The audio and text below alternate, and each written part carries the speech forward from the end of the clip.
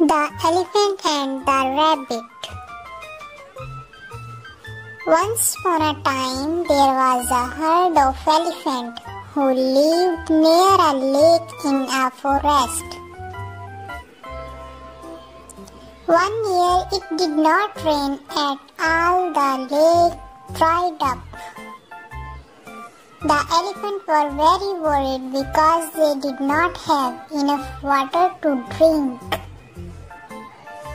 One day the little rabbit happened the elephant. He saw that they were looking sad. He asked them what was wrong. The elephant told him that they were worried about finding water. The rabbit said, "Do not worry, I know a lake that is full of water."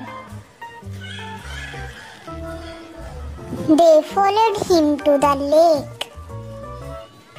They were all able to drink the fill. The elephant and the rabbit become a good friend. Moral: even the smallest of creatures can make a big difference.